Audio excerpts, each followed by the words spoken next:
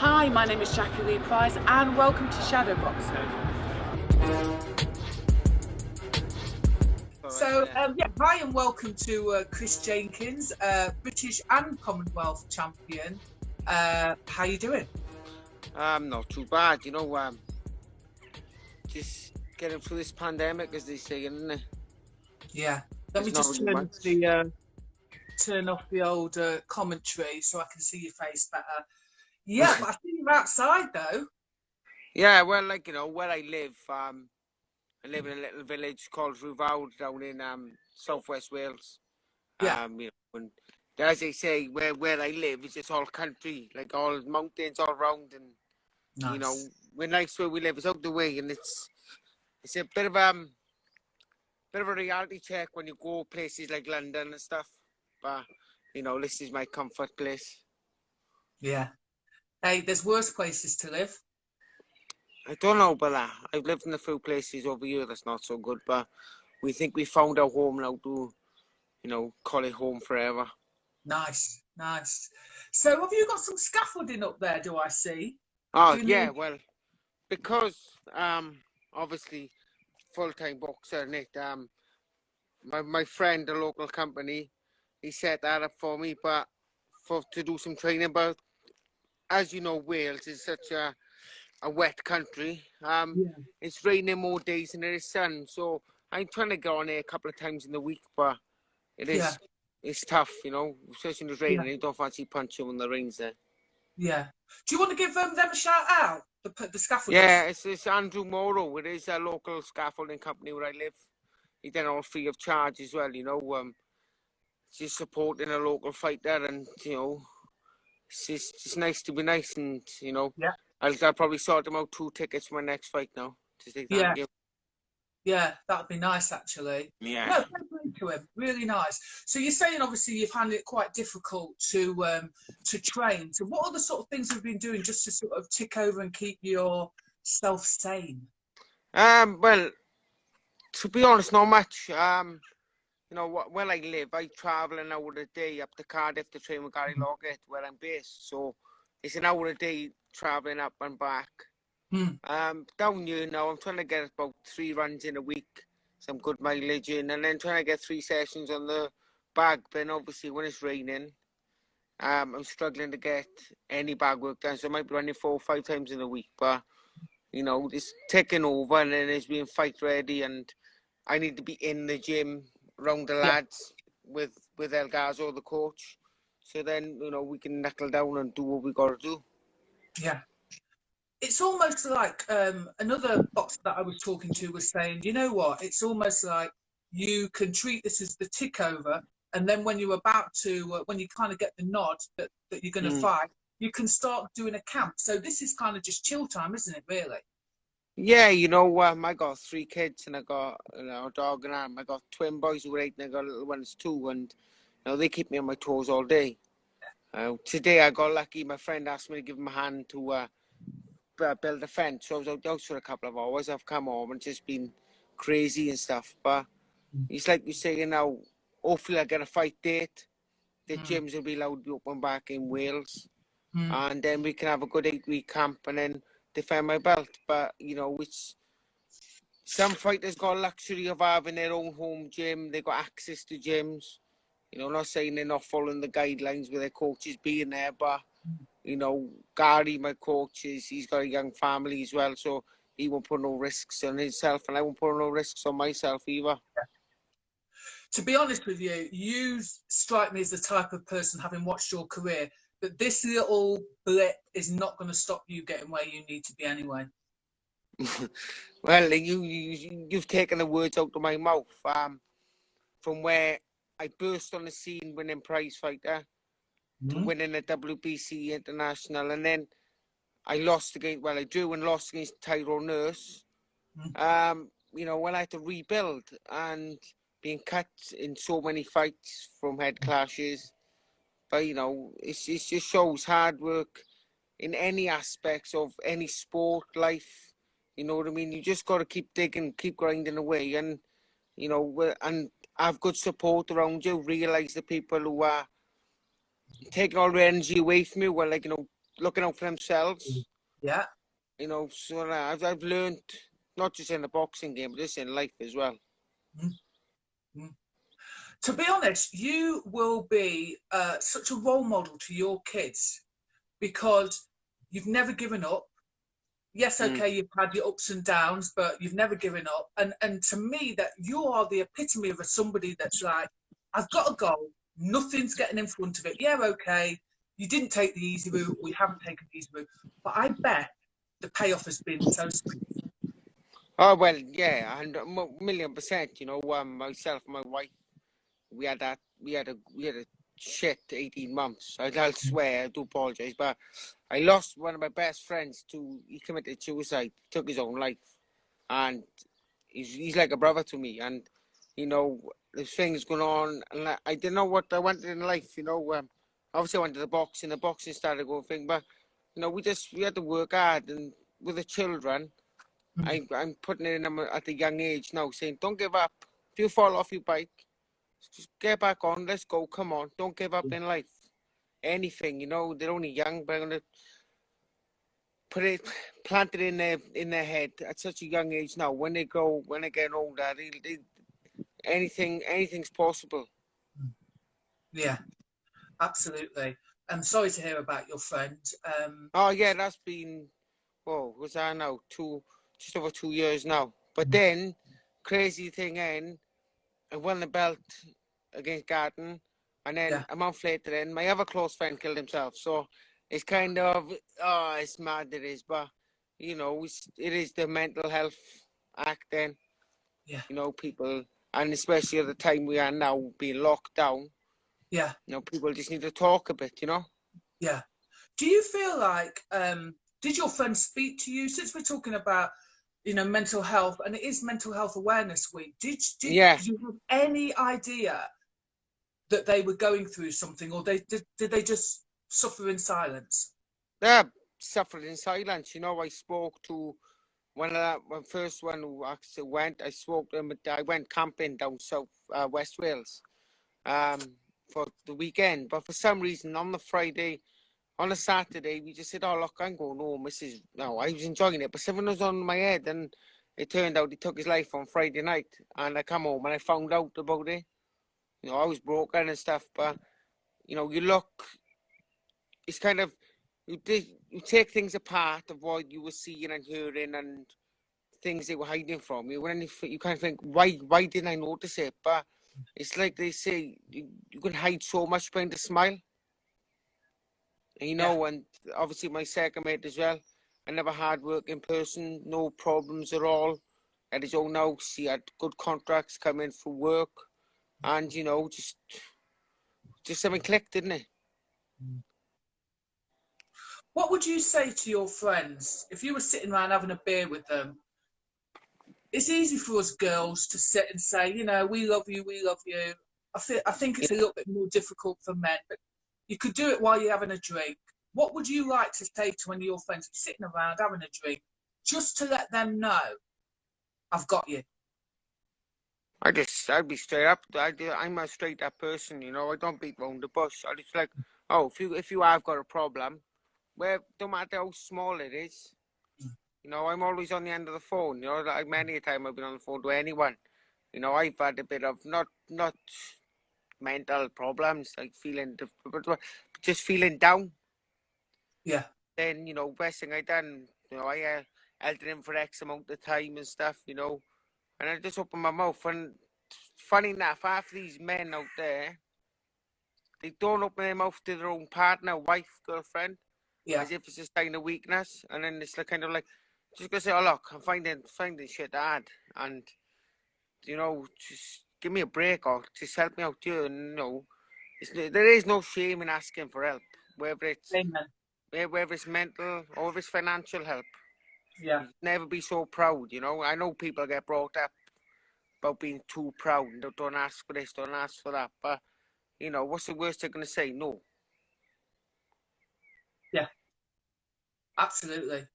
Wise words. So I was at the Royal Albert Hall when you fought Johnny Garton. Johnny Garton is a friend of mine, and I saw you. Well, I know. So what I think, I'll get on to that because I think it's amazing. But I saw in the hallway the joy of your wife and you after you'd won that. I think you were walking back and she was crying, you were crying, and you just could see how much, number one, it meant to you, but number two, it just showed that you're just a man out there trying to provide for his family, and you finally, do you know what I mean? Yeah, well, you know, the story is about a few months earlier, I nearly gave up, I nearly walked away from the sport. I got cut in, I don't know, was it in Scotland? I think I got cut against Foley, a bad one again.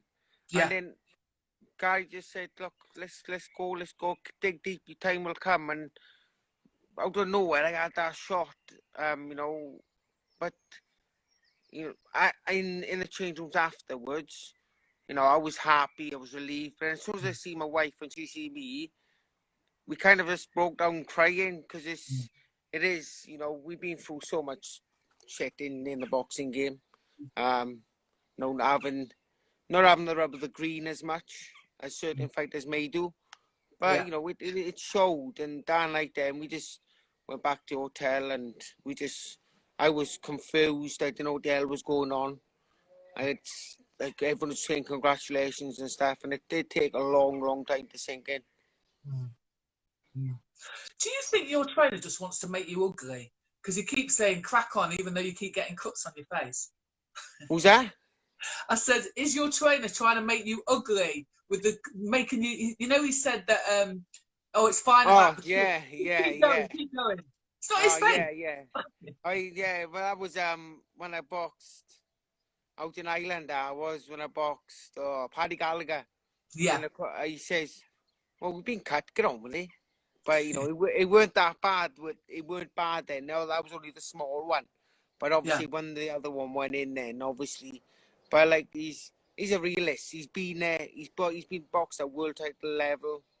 You know, he knows the ins and outs of the game. He knows how to cheat, i.e. making weight, because he's done it himself. So, you know, he's a good man in boxing, but he's a really close friend outside boxing as well. Like I speak to Gary probably once a week now during lockdown. But we around each other 3, 4, 5, 6 days a week when the gym's open. Can I ask you something? So it is well documented that you had a problem making weight at one fight and then your organs shut down. Yeah. How did that feel, and how do you come back from something like that when it's happening, when it's developing? What goes through your mind? Basically, I was boxing Tyrone Nurse. Yeah. I went to the gym on the Sunday and something weren't going right all day. I went for a morning run Sunday and I come back in the house and I was having all shakes. So my trainer back then, I told him, can you pick me up because I don't feel too well. As I was walking to the gym, I just felt all wheezy and it just collapsed. And went to the hospital and they said I had a viral infection mixed with basically not enough. I was basically super dehydrated. My magnesium levels, my potassium levels are so low. You know, my wife thought I was going to die. And, you know, big lessons were learned back then for where I am now. You know, I was making 10 stone. My body was way too big for, the frame was too big. You know, I was killing myself, training twice a day in sweatsuits, but also doing the weight wrong. And, you know, it was a scary time there, obviously for my parents as well. Like, you know, when they heard about it all, but also my coach at the time, you know, but, you know, that's a lesson again, not just in the sport, but in life. You got to look after yourself. Yes. And since going up to Gary now for these number of years, he's taught me how to make weight right. You know, many fighters out there like myself, probably not. Back then, not drinking the fluids, it meant not eating the right food, you know, picking a can of Coke rather than having your 4 litres a day, you know, I was doing that. But, you know, it was a big, big lesson and it was a big wake-up call because maybe if it was that bad, I might have been on a dialysis machine or anything. No, my kidney shutting down. Yeah. So All lucky. for a job. It's frightening, really, isn't it? Well, yeah, you just learn, you know. I was probably a Mr. Know-it-all back then, but you know, when you grow up, you learn little things, and you learn to respect people and respect their decisions, and they're only looking out for you. And I was only looking out for myself, but I was looking out the wrong way. Yeah, yeah. And it's showing in your performances, isn't it? So let's talk about. I was thinking the other day, I've thought it before, and I did an interview with Johnny just after you beat him. Yeah, And you guys, to be honest, are the epitome of the saying, a gentleman's sport. yeah, He spoke so highly of you afterwards. And then I've seen, obviously, footage of you where you've spoke highly of him. And when you watch, like I said, I was at the fight, and there was so much respect during the fight, after the fight. How are you able to put that aside in order to go out and battle? How do you sort of take that friendship hat off? it's like a switch, isn't it? You know, Yeah. to me, it's like a switch. You know, I got a lot of time for Johnny. My boys had their birthday last week, and I put on Instagram, you know, boys' birthday table, and he actually direct messaged me saying, "Happy birthday to the kids, Chris. Hope you're well, etc." And we got into a conversation, you know, when he had his girl, when he had his baby. Then, you know, I was on the phone and said away. You know, at the end of the day, he's a family man. I'm a family man. Yeah. You know, we're just trying to do our best for our family. We don't want to hurt each other, like as in hurt each other, hospitalize them, or something like that. We just want to do the best for each other. But obviously, I want to beat him like he wants to beat me. Yeah. But you know, he's just a down to earth. He's a gentleman like myself. Yeah. And you know, I think the sport needs more like us, rather than the ones who put like a mask on and hide behind a certain person. Yeah. I think boxing purists prefer, I'm not saying we are right or wrong, I'm just saying boxing purists, I think, prefer someone that turns up, he knows or she knows this is about earning a living, we don't hate each other, let's earn a living, and then all good after. Like you just said, you can flick a switch. You still want to beat them. There is still something as a human being, you still want to be the best. Yeah, I want to win in big fashion. I'd love to, you know, stop him, you know. Yeah. But then you don't want to hurt them then, but you want to, like, stop them. But it's a weird situation. I know fighters like Liam Williams, for instance, you know, a local lad, lives only about half hour from me. He's nuts outside, and he's nuts in the ring as well. And he was a batter everyone. He doesn't care. Yeah. You know, but, you know, Liam, he's a good friend of mine as well. Yeah. And it's crazy, like, you know, you got different fight, like, and then you got Jay Harris then, for Swansea boy, just boxed a world title. He looks like a little choir boy in school, you know, but then he can fight as well. So there's all different number of people there. You got the violent people, you got the nice people, and you got the boys who don't look as if they should fight. But what you're saying about Liam is he's actually like that. He really is like that. So he's not putting on a character. He's actually like that. Yeah, he's an aggressive person, Liam. He'd admit that himself. But, you know, I get on great with him. You know, he's not a bully or nothing like that.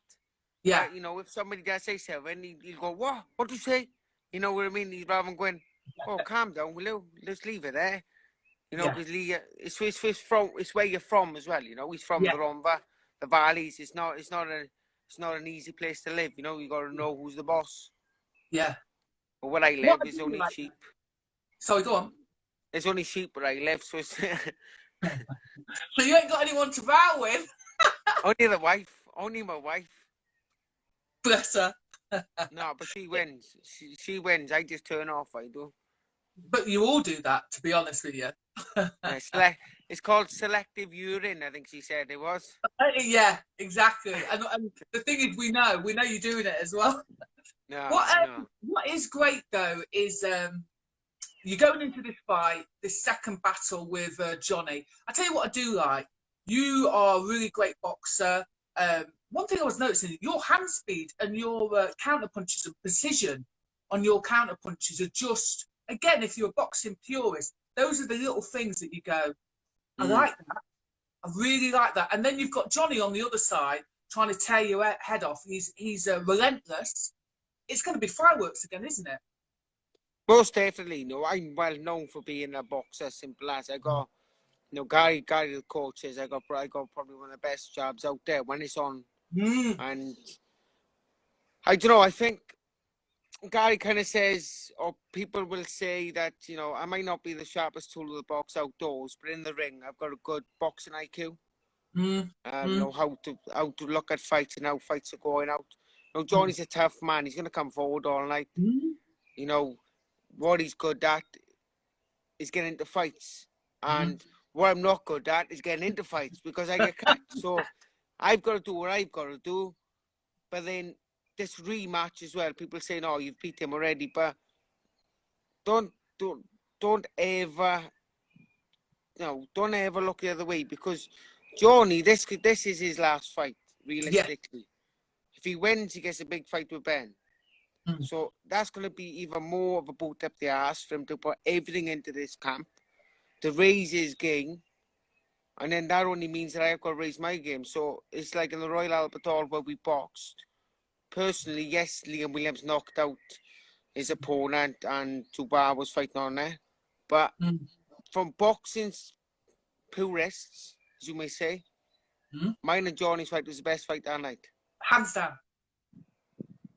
Listen, it was hard to watch, so I'm not going to lie and say that I didn't feel so gutted. You gutted, you were. As the friend, you gutted. Of course you gutted. I'd be a liar if I said different. However, you have to look at it from both sides of the coin, and this is where I like to think that I do look at it from the both sides of the coin. So it's all very well when we're all cheering, and it's great when our man's winning. There is always going to be the flip side to that. Secondly, if you watch it from a point of view of boxing, you gave a great performance. Nobody can take sides and say that didn't happen. Do you know what I mean? And Johnny wouldn't do that either. No. When you look at it, the quality of the boxing brain, you go, of course, he's going to try and drag you into a fight. You're saying, why would I? I'm not going there. Do you know what I mean? That's it, from the fighting part, from the crowd, like I had a few people up there, and I had random people as well come up to me after the fight. To tell you what, this one man said to me, "You're half decent, you. I knew we thought you was over the hill, after everything has happened, no one's heard you for so long." But it was kind of like, I moved up a weight, and that was the big part of what my problem was. Where I was dying in probably, when I boxed Nurse, I was probably dead in around 8, from 8 on. I was dead, fighting on empty. But and it's new weight now. I've still got that on for me for the championship rounds. And I know Johnny will still be coming forward in them championship rounds like he done in the last fight. Yeah.